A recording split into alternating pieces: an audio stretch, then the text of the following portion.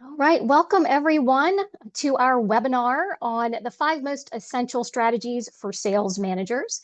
We are going to get started in just a moment. We're waiting for folks to join the Zoom. And while we're waiting for folks to join, please let us know in the chat. Give us your name and where you're joining us from. We want to hear from you today throughout our session. So look forward to engaging with you over the next hour. Please let us know your name and where you're joining from. We will be getting started in just a minute. And we have College Station in the house. Minnesota, Winston-Salem, right down the street from where we are. Florida, Houston, Canada. Lots of Canada. Thank you, everyone, for joining. Again, let us know where you're joining from in the chat. We're going to be getting started in just a moment. As folks are joining, just a couple of housekeeping items. Number one, this webinar will be recorded and will be sent out to everyone who registered for today's session. So we will be recording this. We do want to hear from you throughout our time together today. So please use the chat. Let us know your questions and your comments as we go through. We want to interact with you as much as possible. And again, thank you to everyone that's putting their location, their name in the chat. It is great to see everyone joining. We are getting folks from across the US as well as internationally, and we want to thank you for choosing to spend your time with us today. We're going to kick things off now. Again, we are talking about the 5 most essential strategies for sales managers. We know that sales management is a unique and such a pivotal role, and we are excited to be able to share some strategies, some skills with you today. I am thrilled to be joined by my co-host, Anita Greenland. Anita is a Director of Sales Effectiveness for the Brooks Group. She has more than 30 years of experience in sales, sales management, sales leadership roles, as well as coaching and training. She is a facilitator for us, a coach and consultant for us. If you are a current client, you may have come into contact with or had the opportunity to engage with Anita during training. I've had the privilege of working with Anita for many years, and I know that our audience is in for a treat. And thank you for joining us and sharing your insight today, Anita. Well, you're very kind. Thank you, Michelle. I feel I am equally an esteemed company. Thank you. Thank you. So today we're going to talk about these critical sales management topics, things like coaching skills, high gain activities, using technology, things like doing joint calls, how to conduct effective coaching interaction. So we're going to dig in. We have a lot of information to share with you today. So let's jump into it. Again, I want to encourage everyone to put your comments and questions in the chat. We will be interacting with you throughout. We'll take those questions as they come. And so we want to hear from you. So let's talk about the sales management role.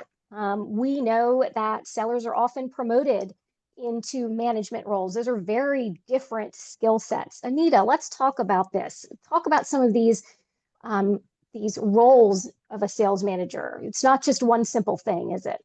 Right. No, it's not. And like you said, it's oftentimes successful, top performers, elite performers get tapped to move into this role as a sales manager. And the reality is what made you successful as an individual contributor are not necessarily the things that are going to make you successful as a sales manager. It really is, as you said, a different skill set. Yeah, and so we've got some bullet points here on the screen. Coaching and mentoring your team. And so, like, instead of focusing on you and your book of business, you are more focused on your team, your individual contributors. Driving accountability. This can sometimes be uncomfortable depending upon your behavior style. You might not like conflict. You might not want to come across as pushy, but holding your reps accountable to whether the metrics or the strategies that you've put in place are really important. And then there's always the obstacles and challenges. And there's sometimes the tendency to like want to solve all the problems, but sometimes we learn best from obstacles and challenges. So how to really navigate those. And then obviously reaching sales goals, that's often what a sales manager is measured on, but it's all these other things, the three bullet points before that, that are what are going to help you to be more effective and successful at reaching number four. Yeah, absolutely. And you as we said kind of at the very beginning, a lot of sales managers are former really successful sellers.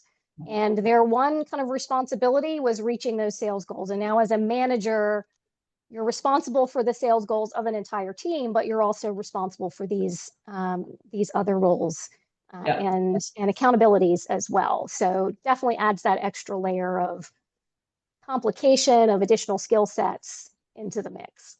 Yes, absolutely. Yeah. So let's talk about some common mistakes. So before we start talking about some of those really important skills and strategies, let's take a look at maybe where um, sales managers maybe make some mistakes, especially when they're new to the role. Yeah. Um, so we've got them outlined here. Let's kind of break them down. So Anita, sales managers keep selling. Why is that a mistake? Well, I see it show up in a couple of different ways. Maybe they still have a book of business, and so they are still responsible for an individual number as well as the team number. And so that can be a distraction, and it also competes with your salespeople. So our human nature is just to focus that really, we're all individualistic oftentimes, and it's tend to focus on ourselves. And so if we have a book of business or an individual number that we have to achieve, that can take time away, valuable time away from being with the team. The other way that I really see this showing up is that they're coming to the rescue. Like Mhm. they fly in, super sales manager, here to save the day. Let me rescue my struggling sales rep, and I'm going to come in and close this piece of business. And instead of coaching the rep. So those are a couple of the ways that I see, and so that they're hijacking the opportunity for their Mhm. development of their Mhm. sales reps, Mhm. or they're competing with them, or both. Yep. Yeah. Yeah. It's very hard to be focused on those two different things at the same time, selling and leading, managing, coaching. Yeah, yeah. Yeah. So how about treating your reports like friends? Well, where this most especially shows up is where you are elevated within the organization that you've been working, and you were one of the team, and now you're the Mhm. leader of the team. But these were all your peers, and they were your friends, and now you're supervising them. You're responsible, and leading them. And sometimes the tendency is to kind of want to stay friends and buddies with them. Mhm. There's nothing to say that you all of a sudden have to like break your relationships with people, but you have to recognize that you are in a different type of a role. And Mhm. so that's often a difficult transition. Or even sometimes people, their style is like they might have been a buddy salesperson and they want to be a buddy manager, and they want to be Right. a Right. buddy. And so then they might struggle to have the hard conversation because Yeah. they don't want to hurt their friends' feelings. And so they don't tell them and give them the feedback that they need in order to grow. Yeah. Yeah. And so just having those difficult conversations. So being a sales manager, being a sales leader requires you um, to maintain relationships, but also be able to address problems and have those difficult conversations when they are needed. Yes. Yep. Yes. Yeah. Okay. So the next mistake, fixing problems instead of coaching. And you kind of touched on this a little bit on that first one when with jumping in and rescuing the salesperson. Mhm. But let's talk about what that looks like when a manager is fixing problems instead of coaching their sellers. Yeah, and sometimes we learn best by going through the challenges or even failing, and Right. and sometimes the sales managers they don't want, because it might be part of number one and number two. Yeah, They don't want to see their friend fail. They don't want right, to struggle. And so they come to their rescue in they fix the problem for them. right, Instead of letting them learn from going through the struggle. Like, right. a caterpillar, if you like take a caterpillar out of its chrysalis before it's ready, it never becomes a fully formed, the butterfly doesn't form its wings, and it does. Yeah, You sabotage it, you right, hurt it, really. right. And I Yeah, think yeah, the same thing holds true here. yeah, yeah. The other way I see this showing up is the sales manager, I'm just so busy, I don't have time to deal with this, I'm just going to take care of it myself. And so, then you're enabling the behavior. So now your Right. reps are just going to come and they're going to feed off of you because they know you'll take care of it. Yeah. And instead of asking them questions, well, what do you think we should do? What would you do if you were me? Yeah. And you just asking them those coaching questions to get them to come up with their own solution to the problem versus the sales manager rescuing them. Yeah. And in either of those cases, you're essentially shortchanging the development of your team Yes. because you're swooping in and you're saving the day without giving them the opportunity to learn and develop and become more independent, more empowered to perform on their own. Yeah. Yeah. In the short term, like it seems like it saves time in the short term, Yeah. but really doesn't. It robs you of time in the long term. Yeah. And so, like we say in impact, slow down in order to speed up, in the sales process. Same thing. Right. Slow down, take the time, ask them a few questions, help them get them to think about their own solution. And ultimately, that's going to buy you time in the long run because they're going to Right. be more empowered and feel more confident, Yeah. grow their skills and develop. Yeah. Yeah. That's a really good way to phrase that is slowing down to speed up down the road. So we look at the next mistake. So managers may talk too much. So what do we mean by that? um, well, not that I've ever been guilty of this by any means. But it kind of it does a little bit relate to number three in that we tell them what to do and how to do it instead of asking them questions like the couple of questions I gave Yeah. before is, what do you think is the best path forward? What would be possible if you thought about it this way? And so you're talking and telling instead of Hmm. asking. So Hmm. I really think the way to say that is ask instead of tell is the Yeah. way to flip the script on that. Yeah. We just tend to, again, it's that shortcut. I'm just going to tell them Right. what to do. I've been here, I've done this 100 times. I know what to do. And then we, again, rob them of the opportunity to grow through the struggle. Yeah. Yeah. Yeah. And again, you alluded to that. I've been there before. I've done it. Felt like I do it like I did it. This is what made me successful. I'm just going to tell you what to do rather than, and so much of coaching is asking questions. We're going to talk a little bit more as we go about coaching conversations and different types of coaching. But so much of that, like sales, is about asking good questions rather than telling, it's asking and listening. Mhm. Yeah. And finally, our fifth mistake, spending all their time at a desk. I'm guessing this is not getting out in the field and really spending time observing and going on calls with sellers. But tell us a little bit more about that. Yeah, and the reality is that as when you move into any kind of leadership position, you're just going to get dragged into more meetings than you were as Hmm. an contributor. So there's that. There's that reality, and you got to ask yourself, do I really need to be in all of these meetings? At first, like we feel important and like, wow, I'm important, and they need me in these meetings. But really, you need to ask yourself, what value can I bring to this meeting? And if I can't bring any value to that meeting, should I be at that meeting? And push back on that. And then of course your volume of email is going to pick up and so we justify not getting out in the field because we have all of these emails, all this firefighting to do instead Right. of what we're going to talk about really is more fireproofing type of activities. because really the most important function of a sales manager is being out in the field. I mean, there's CRM is great and it gives you some really great data and insights. I love CRM, but there's nothing like really seeing it in action to know what's happening. It's like Mhm. videotaping yourself. Like you don't realize you do certain things until you look at yourself in the videotape. Well, this is almost like you're being the videotape playback Yeah, for your reps who don't necessarily recognize the habits that they've fallen into. But you can see right. that and the only way is to actually get out there in the field with You're them. right. Yeah, yeah. It adds context to that data, right? Yeah. You can see the numbers in CRM or your reports, but being able to observe your sellers in real time is that adds the maybe the why behind it, Yeah. behind what the numbers are saying. Right.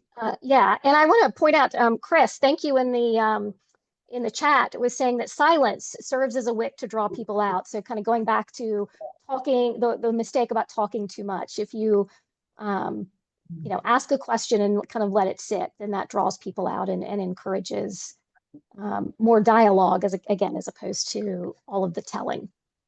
Yeah, they will get uncomfortable with silence themselves and they Yeah, will eventually answer if you just ask your question and sit quietly. It's yeah, actually a yeah. facilitation technique that I use as well.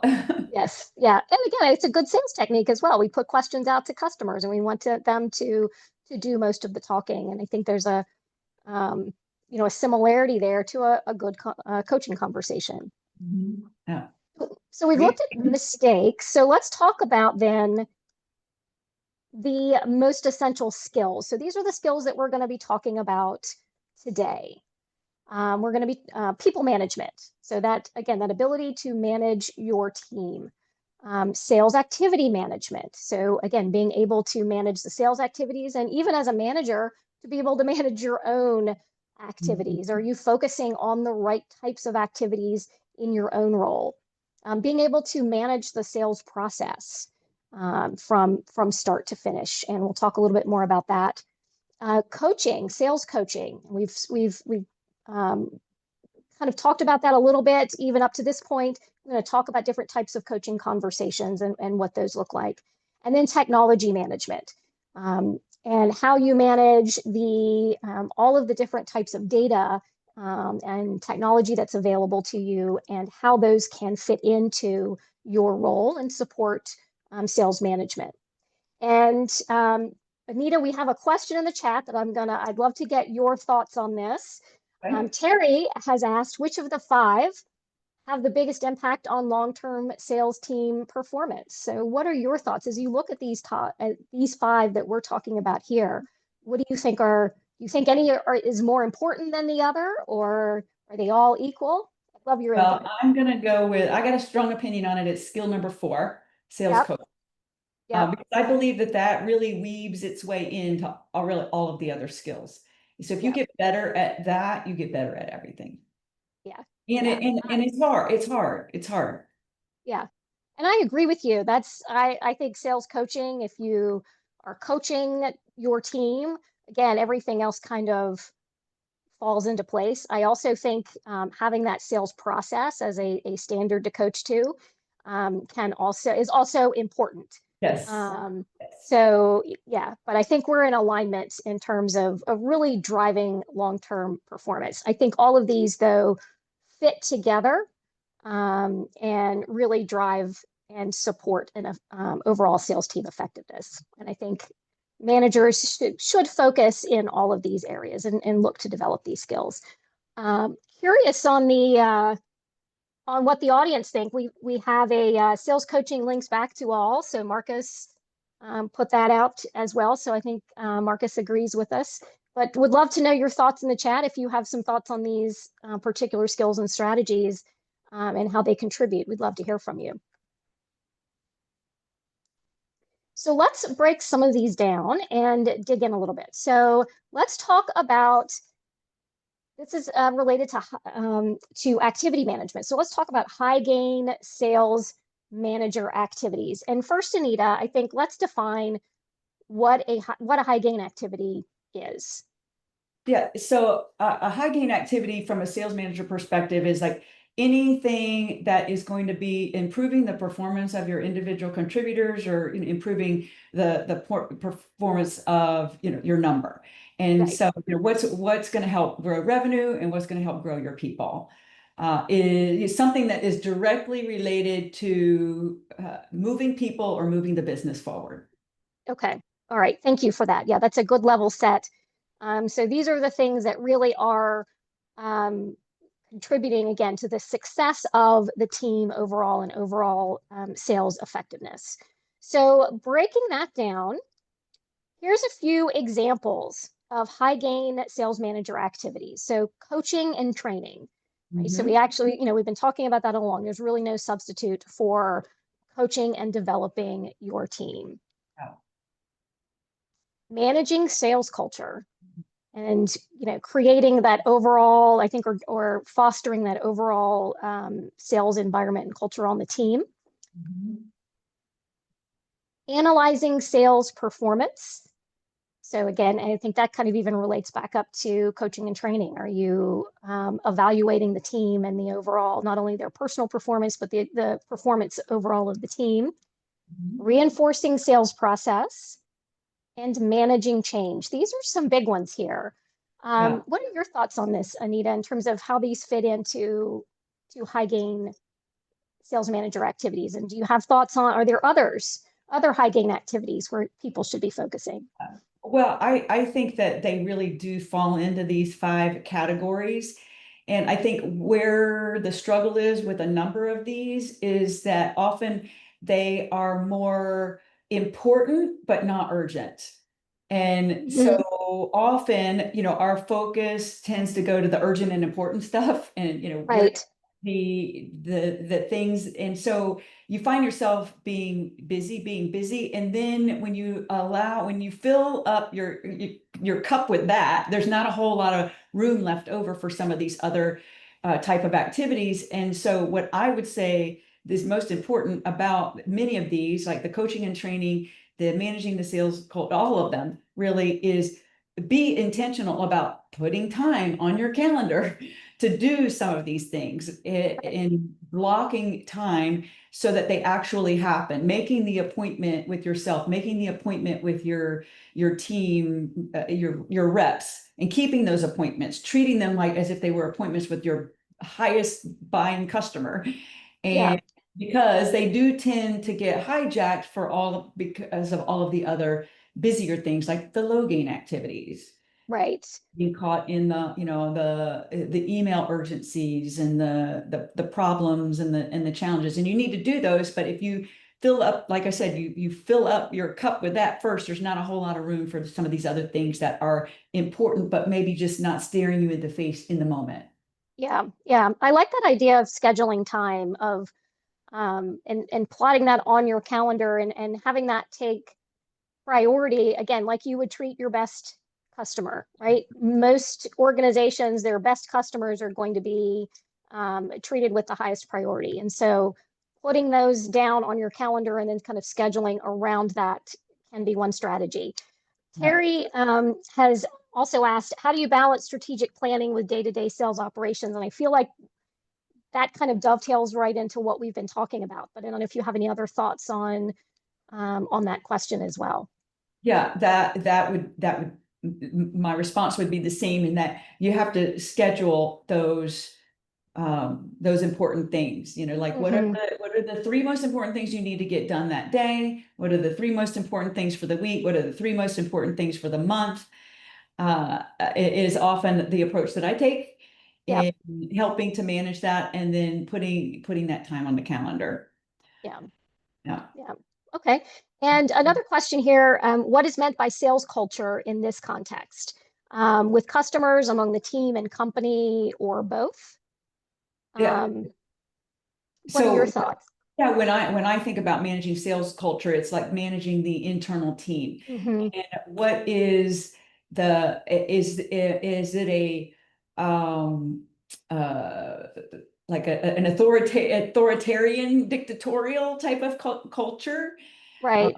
the collaborative culture, Is it I'm allowed to fail full type of culture? I like to define failure in a different way. I use fail. What was a mind shift for me was when someone introduced this acronym to me. Fail is first attempt in learning. So Hmm. it's a first attempt in learning culture, like you're allowed to make mistakes as long as you're learning from them, or is it you're condemned because Hmm. failing? Yeah, So I think, that, and then like work-life balance, those type of things. Like, is your team expected to be on call available 24/7? I don't think that's healthy. yeah, And but there are cultures that are like that, and right. that become that way because of the leadership. Yeah, yeah. And we also see sales cultures and how they interact, like maybe how the sales team interacts with the rest of the organization. So is the organization siloed? Is there cooperation between teams? Is there um, a spirit of collaboration where everybody's working together, or does it feel like they're pitted against each other? So that's another aspect of sales culture, how the team itself interacts, and then how the team fits in and how it is viewed by the rest of the organization. Yeah, yeah, great point. Yeah, absolutely. So high gain activities. So these are our activities, these types of activities, as we've been saying, is as a sales manager to focus your time as much as possible here. And so that more of your activities are going to be high gain versus low gain. You're never going to get away from low gain activities altogether, just by the nature probably of what's required by the organization. But a level of balance between the two where you're focusing more on activities that drive your team's effectiveness and move your team forward. All right, let's talk about manager focus. So we have a concept similar to this for sellers. If you've been through impact selling, you're familiar with it. But the concept of focus applies to managers as well. And so, Anita, will you walk us through this focus curve for managers? Yeah. Yeah. So just like any bell curve, you've got about, 20% that fall into this left side of the bell curve as a micro manager. And Mm-hmm, so the micro manager type of manager, they're like focused on survival and hitting numbers, and that's all that there is to it. And it's those survival activity, survival and activity based. mm-hmm, And just was having a conversation with a client right before this webinar on how they've not been as successful as they would like to be at implementing impact because the leadership has got them in this survival mode, activity mode, in short-term mm-hmm. focus. So this tends Yep. to be very short-term focused. And Mm-hmm, then your knowledgeable ally. So the things that the knowledgeable ally are focusing on are tactics, income, ego. And there's a little bit of a double-edged sword. There's good and there's bad to that. So mm-hmm, tactics are good. That's how you execute the strategy. But if you're just doing tactics without any strategy attached to it, then you're just being busy. So you want to make sure that those are strategic tactics versus just things to do for the sake of doing. mm-hmm, And then income, like many people in the professional sales, gravitate to this profession because you can make a good living if you are successful. There's usually a variable component associated with the compensation, if not all 100% variable. mm-hmm, And so the more successful that you are, the more income that you make. But if your direct reports are seeing the dollar signs in your eyes, then that doesn't feel focused on them. It doesn't feel personal. And so we yeah. all want to make a lot of money. We all want to, be successful. And so income does drive behavior, but Mm-hmm, also you don't want to overly focus. And then ego. So ego is interesting in that there's a fine line between confident and cockiness. yeah. And so you want to skew on the side of confidence. That is going to help be more persuasive and motivational and influential, versus Mm-hmm, cockiness can either intimidate people or turn people off. yeah. And so that can go either way. So 60% of sales managers tend to fall in this range. And these are like the B players. There's good and Yeah. there's bad. the top 20% of sales managers, they're considered by their team as a trusted mentor because they're focused on the team's needs and opportunities, the team's opportunity and wants, and they have that strategic, that longer term view. Right.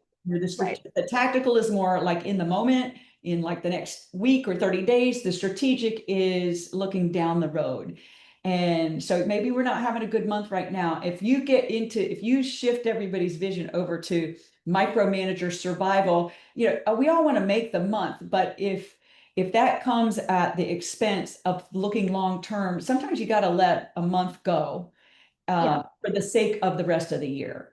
Yeah. And it's really hard. It's really hard. It's Yeah. a very intentional effort to keep your focus to the right side of the curve. But the more Yeah. effective you do focus on those things, you're going to get all of these other things. You're going to Yeah. survive. You're going to make good money. You're going to have the right to have a big ego because you've been successful and you're confident and competent and all of those things. So, these skills that we're talking about are, as this graph just shifted over, the goal is by implementing these skills that moves you more into that trusted mentor status. Yeah. Yeah. And it really is more of you said it, you're going from more of that tactical in the moment, just like we're taking it day by day on that micromanager side to that strategic long-term vision. And you're moving not only your own success, but you're moving your team's success. Because if you're focused on what your team needs and wants to achieve and what's best for the team as a whole, everything else kind of comes behind it.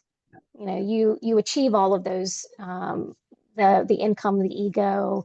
You become more of that partner to your sellers. They become more empowered, and it lifts the entire team. Yeah. And it's a struggle because the world that we live in is so immediate focused and sense of urgency focused and give it to me Right. yesterday. And so we're Right. the human beings and society pressures having to deal with that reality. And so Right. you have to you can't just show up and expect everything. You have to really make a plan and stick to the plan and Yeah. pivot when necessary, but Yeah. Yeah. on the plan. Yeah. Okay. So let's talk about coaching. So we've talked about activities, what types of activities to focus on. We've talked about focusing on the team itself. And so we've mentioned that you and I both believe coaching is such an incredibly important um, aspect of sales management and manager success. So coaching, there's different types of coaching conversations. And our research shows that teams with more effective coaches perform better. So in our 2025 Sales Leader Trend Report, we published that earlier this year.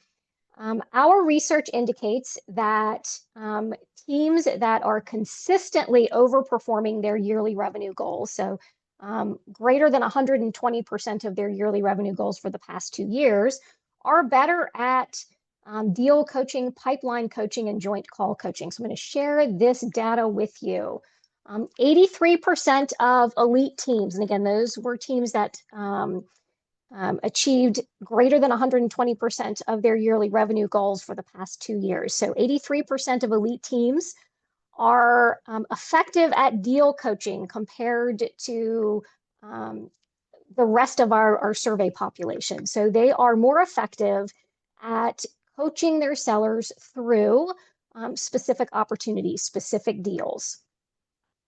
79% of those elite teams are effective at pipeline coaching. So being able to ensure that there are enough deals through in the funnel, in the pipeline, to be able to hit the number. And then 72% of elite teams are effective at joint call coaching. And we've talked already about the importance of getting out in the field and making joint calls with salespeople. So these teams are more effective at doing those joint calls. So thoughts on this, Anita? I know you have been a sales manager, been a sales leader, you coach sales manager. Is this surprising to you? No, it's not at all surprising to me. And I wish I had known when I was like in my first level manager role how important these things were. Like I look back and just am embarrassed when I think about how I was not all of the things that we're talking about. I was not that, Yeah. and I've had to learn it the hard way. I wish I had known this then. And I do see a really good question in the chat from Terry, if it's okay if I Yeah, chime in on that. absolutely. Yeah, What is the please most do. effective way to coach? Let's see, it went away. What is the best effective way to coach underperforming sales reps without demotivating them? And so I think that the first step, and it can happen in any of these types of coaching that's here on the screen. But I think the first thing you need to think about is it a can't do issue Hmm. or is it a won't do issue? In other words, can't do, it could be a can't do for a number of reasons. They're new and they just don't have the skills. So do they need training? Are there roadblocks that are in their way that need to be removed, perhaps internal roadblocks? So you have to evaluate that first of all, is the can't do, and can I remove roadblocks? Can I get them the training and the development that they need? Or is it a won't do issue that no matter what you say, I am doing it my way? And that is the really hard one to coach. And so often those are the people that you're coaching out. You're introducing them to the marketplace ultimately, Right. giving somebody else an opportunity, another organization an opportunity to manage that person. You want to do everything that you can to address the can't do issues, the skill gaps, the knowledge gaps, the roadblocks. But if they just simply have it in their mind, they're doing it their way, they are not changing, and then that's a won't do issue, and that's hard to influence. Yeah. Yeah. Thank you. That's um, a great I think the way you said that is really important. And to your point, a can't do issue, there's very little you're going to be able to do to be able to change that. Yeah. Whereas I'm sorry, a can't do versus a won't do. A can't do, you can change, you can train. A won't do, you cannot. So, Yeah. and these types of coaching conversations are very helpful at being able to diagnose whether it is a can't do versus a won't do, or a skill versus will type Yeah. of scenario. Yeah. Yeah. Another type of coaching strategy that I would encourage our managers to consider is peer coaching. So, our research also shows that successful organizations, those that are hitting their revenue goals or exceeding their revenue goals, are more likely to leverage peer coaching compared to organizations that don't use that type of coaching strategy. And I think peer coaching tends to be an underutilized tool for managers. It's a great way to scale your efforts, right? So to be able to, use other members of the team to help coach each other. Mhm. Any thoughts on that, Anita? Well, I 100% agree. And because it can take it's a way of basically expanding your bandwidth is Hmm. when your team they're coaching each other via, one-on-one role play. So they're not in a fishbowl. It's less intimidating, but they role Right, an upcoming meeting or something with each other. It's also a great development tool. These could be future leaders in the making. They're getting practice right. in developing their peers, and which prepares them for that next step in their career should they aspire to do that. So it not only expands your time, but I think it helps you to spot talent. Yeah, yeah. I love that. And I've seen organizations pair up or sellers who, maybe one seller is very strong in a skill and another seller maybe needs some additional coaching, and they pair those two up so that they can coach each other. Maybe they're strong in opposite ways. Yeah. So again, encourage organizations to make use of that as much as possible. So one of I'll, our I'll throw skills, can I throw one other idea out there yeah, also is absolutely. is like in group sales meetings, one of my Hmm. favorite things to do was to get somebody that you feel perhaps, let's say like they're underperforming and they're lacking a skill, you've identified that skill gap, and is get them to teach on that topic to the Hmm. rest of the team. And so it might sound a little bit of counterintuitive, like you might want to get your best person to teach the team. Right. but what we know from adult learning is that you learn best by having to teach back to other people. And so if you challenge one of your underperforming reps to teach back on a skill that you think could help improve their underperformance, then that is going to help them to get better. Yeah. So I love that. That is a great idea. Thank you for sharing that. Best way to learn something is to have to teach it. So, um, excellent point there. So we talked about coaching. We talked at one of the skills that we highlighted at the very beginning was sales process management. So let's talk about the value of a sales process. A sales process gives you something to coach to. mhm. And so it's important for the team to have that sales process framework, but then also for a manager to have that sales process framework to be able to coach to it. So if you don't mind, talk us through kind of the value of a sales process and what how that can benefit the managers that may be attending today. Sure. Yeah, when you follow a sales process, first of all, it's going to help you to be more efficient and more effective. And that results in you being the byproduct of that is it helps you to be more credible, Hmm. more reliable because and more predictable. You know, predictability, I think, falls under both of those things. And ultimately it helps your sellers put the needs of the and the wants of the customer first. And the better job that they do of that, just like that focus curve with the 20, the Yep. 60, 20 that we had, the same Yes. the reps focus on the customer needs and wants, just like we're encouraging you to focus on your reps' needs and wants and their Hmm. opportunities. Then same thing with you coach your reps to focus on their customer needs and wants. A sales process helps them to do that. Right. It helps them to build that credibility, reliability, and when they focus on customer needs and wants, what that does is what we see on the right hand side. It helps to build trust. When you have trust, you know the customer is able will open up their kimono, as Lisa Rhodes, senior group VP of sales, often says that will open up their kimono and share more with you so that you Right. understand what is the value to the customer. And then that helps you when you understand that you can present a great recommendation that aligns with the customer needs and wants, and that continues to sustain trust and create repeat business. And so coaching to a sales process, of course, we are very biased towards impact. Right. It's simple and easy to remember, easy to execute. And when you are following that process, it gives you a framework to coach to, as you said Hmm. earlier at the beginning of our call, is like what stage, and we'll talk about this here in a slide or two, is it gives you, you know exactly, if you know where it is in the sales process, you know how to coach in that part of the sales process. Right. Yeah, absolutely. Absolutely. I think this is, any um, good sales process contains these elements that we have here showing on the screen. It's going to help the seller build credibility, reliability. It's focused on putting the customer's wants and needs first. It helps to build and sustain trust with the customer.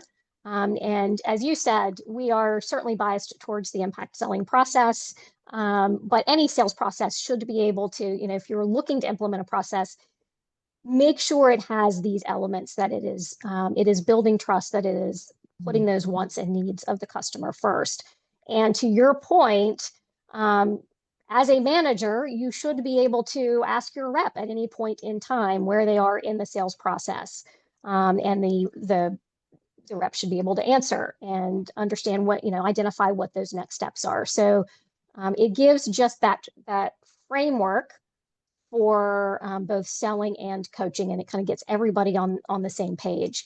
And I think it's an important piece of coaching, which we talked about again on the manager skills as well. So if you don't have a sales process, if you're looking to build manager skills, I think you definitely need a sales process as that baseline, just kind of process and framework to have something to coach to. It's very hard to coach to something if you don't have that process. And it gives the team a common language too. So that, Absolutely. like when you say, how are you positioned? Everybody knows what that means. It's, Right. your personal brand with the customer? What do they think about you? Are you just another vendor? Are you a strategic resource? Uh, Right. so you use the language, it gives you that common vernacular, that language, and everybody knows what it means, and you're not having to explain, just like if an English person is speaking with a Spanish person, like it's hard to understand. And this, in terms of selling, if you're speaking the same language, it just makes it easier to communicate, frankly. Yeah, exactly. Exactly. Yes. And the salesperson knows where they are in the process when they're working with a customer. Again, it's that common language and common definition across the board. If you're not familiar with impact, it is 6 steps: investigate, meet, probe, apply, convince, and tie it up. And it goes from positioning, prospecting, pre-call planning, opening the sales call, asking good questions, applying a solution, being able to recommend the right solution, being able to validate your sales claims, manage any objections, justify the price, and ask for the business. So that's the basis of the impact sales process. And again, any sales process that you're considering, again, we would recommend have these elements that you see here on the screen.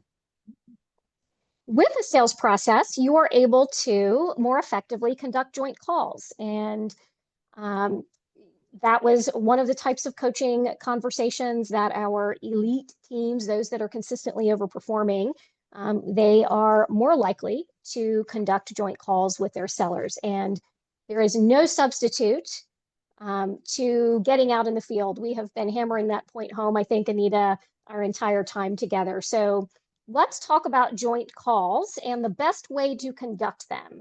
Can you Yes. kind of walk us through how to set up a joint call and some of those most important elements? Yes. This is my favorite slide in the deck. I think I'm most passionate about this, that if you Yeah. haven't figured that out, than anything. Yeah. So Yeah. first of all is you want to pregame your joint Hmm. call.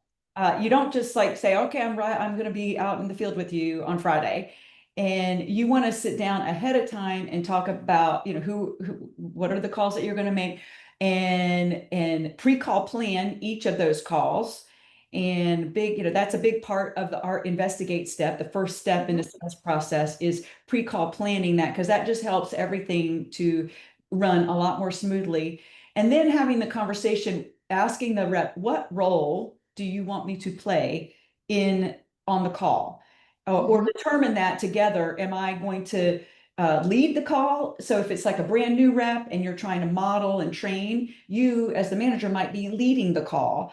Or Hmm. are we co-oping the call? You're going to pretty much handle it, and then I'm going to come in as a subject matter expert around a couple of topics. That, is that the role that I'm playing, or am I going to be strictly an observer? And so you need to mutually determine that. And then step three is when you get on the call, you need to communicate that to the customer because what the customer is automatically going to default to is the highest ranking. They're going to start directing their conversation to you, the manager, if you have not told the customer that you're just there to observe or support Right. or fill in the blanks or whatever the case might be. And so if you've not made that clear, then you run the risk of hijacking the call from the rep, and now you don't get to see them perform. You don't get to, but Right. you're not fulfilling the purpose of you being on that call, which is to observe them in action and be able to give them feedback on how they did. Which takes you to step four is after the call, is you want to do some kind of, you can call it curbside coaching, windshield coaching, but as soon as possible after the call, I like to debrief it. What do you Hmm. think? Well, uh, if there was anything you could change, even if they got the business, I would say, if there's anything you can change, what would you do differently? And oftentimes that helps you to determine their self-awareness of their performance. Right. And then you can give feedback based off of what you saw. Yeah, I agree. I think you did a great job asking questions. One area of growth that I see is you probably could have gone a little bit deeper. I saw some opportunities. You could have asked some follow-up questions to really peel back the layers on that. But really, I think overall you did a good job. You got some definitive next steps. And so let's apply that to the next call. And so it's kind of that, those are the stages of conducting an effective joint call. Yeah. Excellent.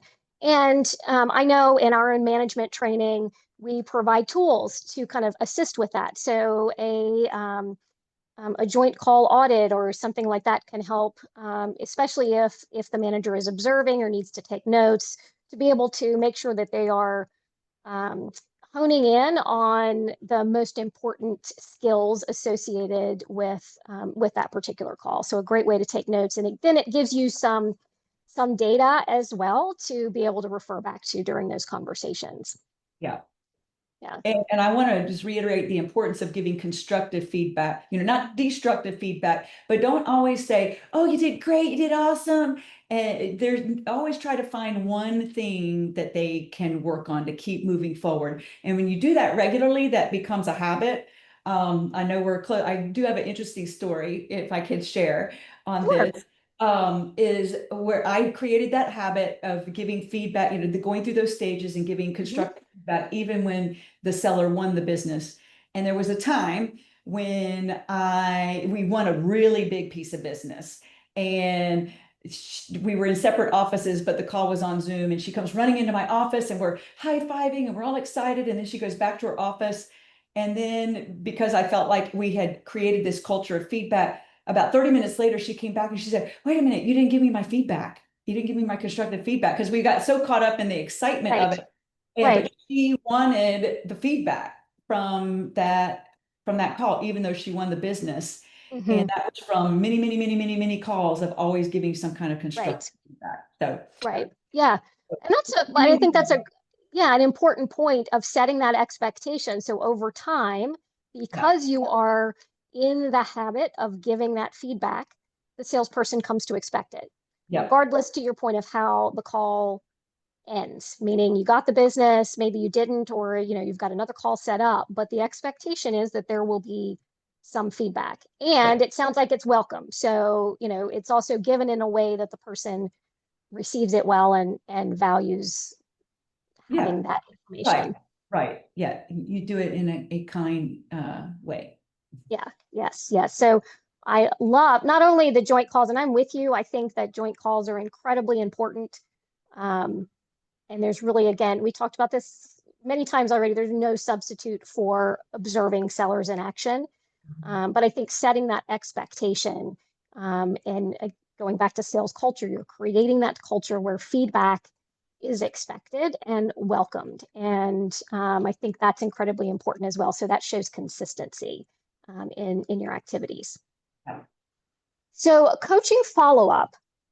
Let's talk about the steps for coaching follow-up and kind of a nice segue from what we were just talking about. So as you are having these coaching conversations, um, the follow-up piece is critical. So in other words, making sure that you're taking action and your sellers are taking action on the feedback that they're given. Mhm. So reviewing progress, managing roadblocks, and establishing accountability. So talk to us about how this plays out, how you see this playing out and how you coach managers in this area. Yeah.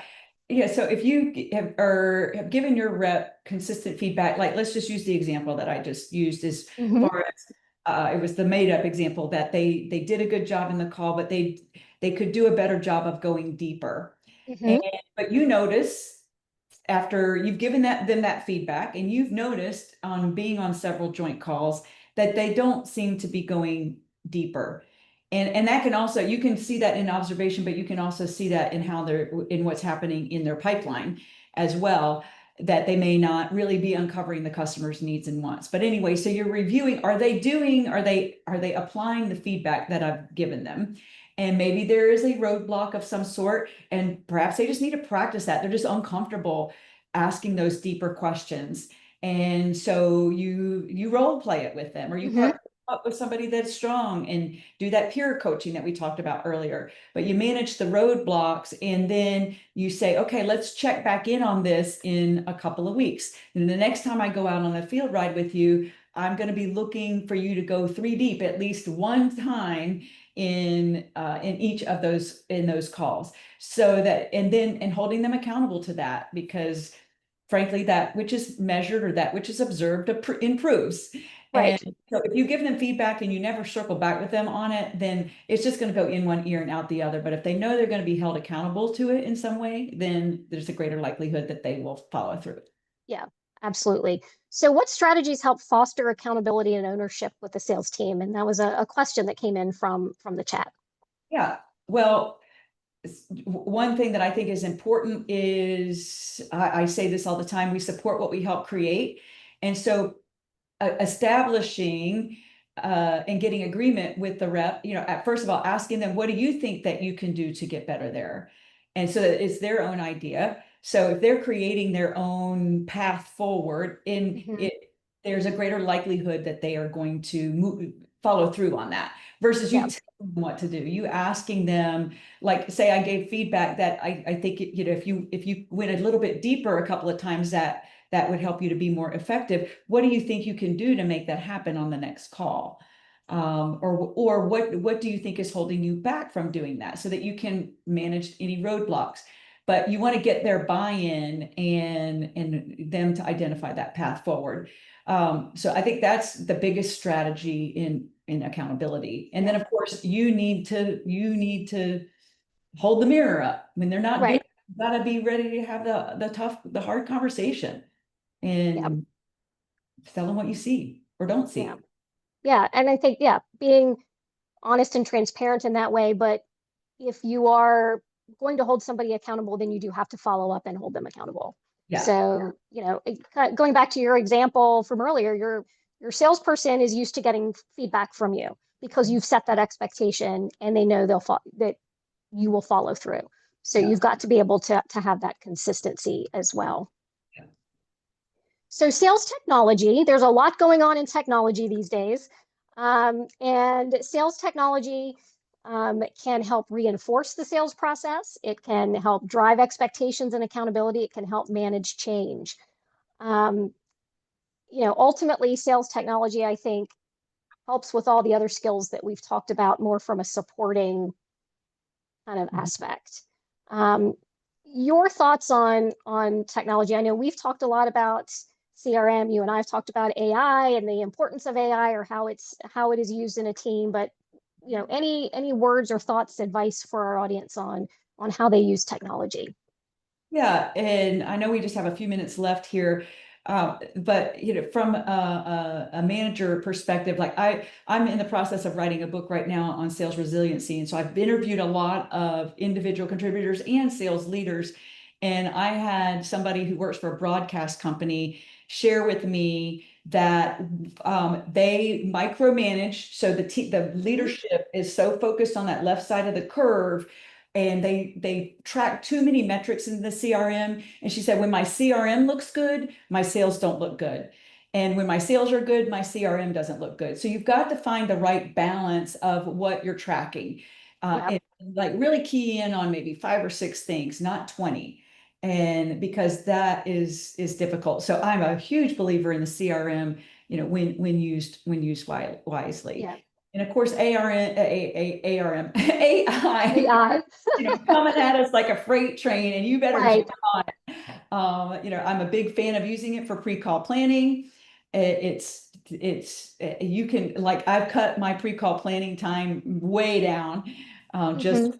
from using AI, but it also, can help automate things. You can use AI to practice things and get feedback on things. We've got that technology in our Brooks Up, which is Yep. awesome. I love it. And the feedback it gives is really spot on. So, finding the right thing and the right balance. That's the key. Balance. Balance. Yes. Yeah.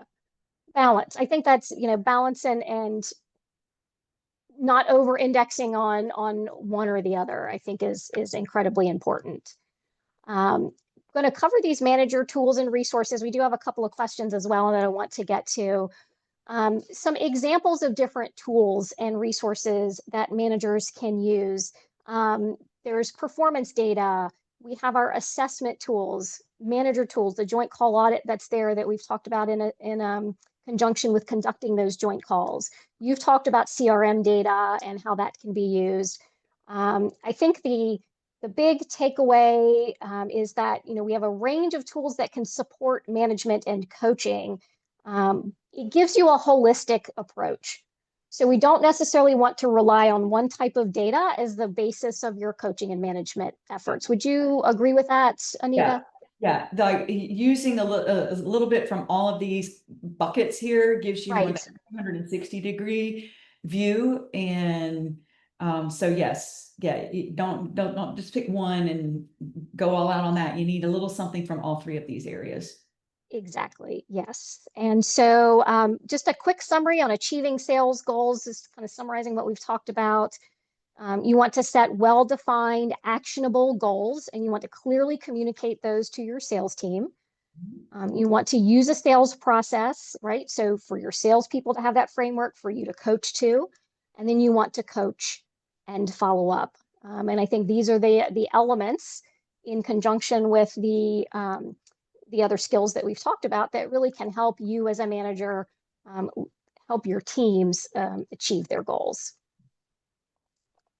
Absolutely.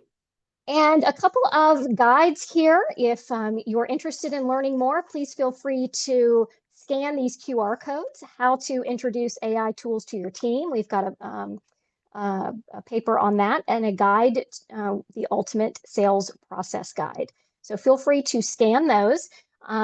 If you don't mind, Anita, I'm going to hit you with these questions. Okay. What does roadblock management look like? So when we were talking about coaching follow-up and we talked about there was one of those was on managing those roadblocks. So what might that look like? Well, it starts with asking questions. Don't assume. First of all, is say, ask somebody, what's getting in your way? Why do Mhm. you think that is? What have you done to get around that? Because you want to get them to solve their problem. With the approach that I like here, as I'm thinking out loud, is the 3-2-1 approach.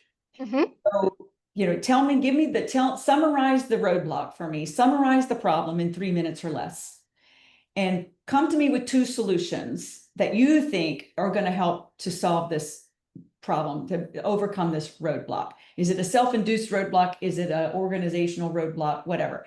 But what are two ways that you could possibly overcome that roadblock? And then what is the one that you think is the best one? So first of all, that helps them to get them thinking through the problem instead of putting the monkey on your back all the time. Right. And it gives you insight into their thinking process. And after a few rounds of that, and you see they're making really good decisions, you say, I think you've got this. I don't think you Yeah. need me with that. You've got this. So that's my favorite go-to strategy for managing the roadblocks.